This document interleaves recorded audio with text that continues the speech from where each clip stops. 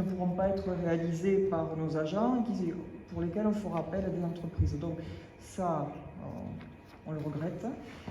Concernant le personnel, donc j'ai eu une partie de ma réponse sur les indemnités. Donc voilà, il est prévu qu'elles seront équitables. Bon, j'espère qu'à l'arrivée elles le seront.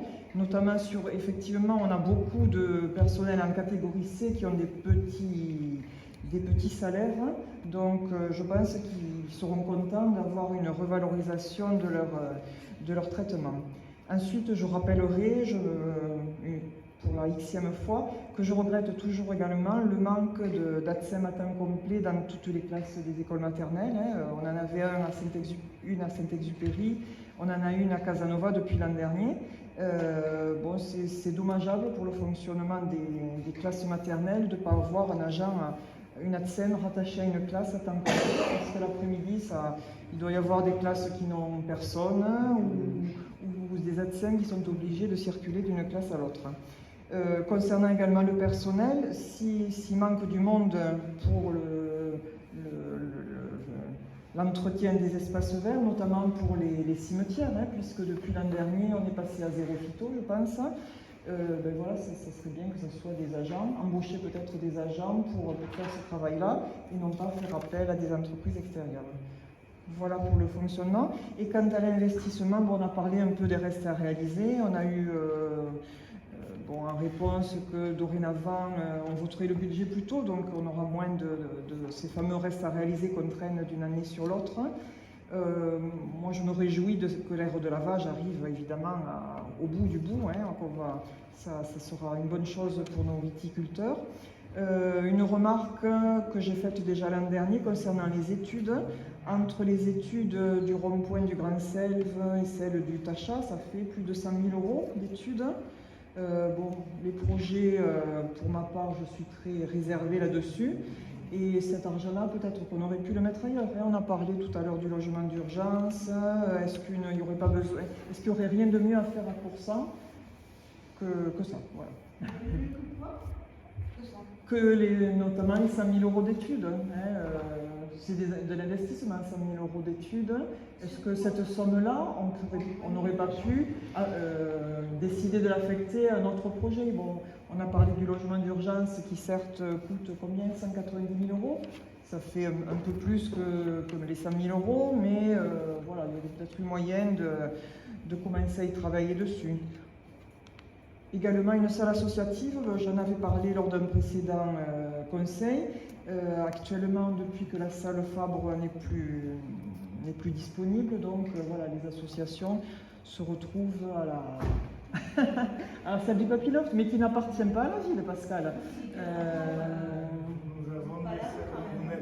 Dites pas que vous avez des associations à la rue. Mais je ne dis pas qu'elles sont à la rue, mais peut-être qu'il y a des besoins qui ne sont pas... Voilà, c'est un peu dommage. Faites-moi la liste des associations. Mais les gens sont découragés de faire des demandes dans la mesure où on leur dit cette date-là, par exemple, il n'y a pas de salle disponible. Quelle association? Bon, enfin, je ne sais pas, il faudrait voir, peut-être demander. Moi, je connais des gens qui ont renoncé à des réunions parce qu'il n'y avait pas de salle à la date souhaitée. Mais sur ça, on a beaucoup de salles et qui ne sont pas occupées tous les soirs. Donc je suis étonné que... Beaucoup de salles pour les associations. Enfin, bon, la salle Miro, c'est pas vraiment une salle de réunion pour les associations. C'est une salle plutôt de spectacle. Vous aviez la salle Fabre, vous avez une salle qui est en substitution et qui est effectivement le Papilloft. Donc je veux dire, il n'y a pas moins de salles. Il y en a tout autant. Donnez-moi juste les associations qui n'ont pas pu avoir de salle à la date qu'elles souhaitaient. La salle du Papilloft n'appartient pas à la ville. Non, mais c'est pas la création, quand même. Mais peu importe, elle a la possibilité d'être utilisée, elle est à disponibilité de la ville. À titre gratuit, il y a eu une convention avec le groupe Marcoux pour l'utiliser gracieusement. D'accord. Donc elle n'est pas utilisée pour sa vocation qui est d'être destinée aux personnes âgées du Papilloft. On parle comme ça, vous dites peut-être, vous évoquez tout simplement le fait qu'aujourd'hui à Coursan, des associations se retrouvent à la rue parce qu'elles ne peuvent pas se réunir. C'est ce que vous avez dit. Je vous demande quelles sont les associations dont vous parlez, je ne sais pas. J'ai entendu, mais voilà, je vous dis simplement, non, les gens qui viennent à la mairie et qui réservent des salles peuvent avoir des salles immédiatement disponibles. On pointera les impossibilités. Non, mais vous l'aviez déjà évoqué lors du précédent conseil, donc je veux bien qu'on redise quelque chose sans l'étayer, mais ça ne fait qu'une redite de quelque chose qui n'a pas été. Non, mais là, j'en parle au niveau du budget parce que ça aurait pu constituer un projet. Voilà. Voilà. Donc tout ça pour dire qu'on votera contre le budget.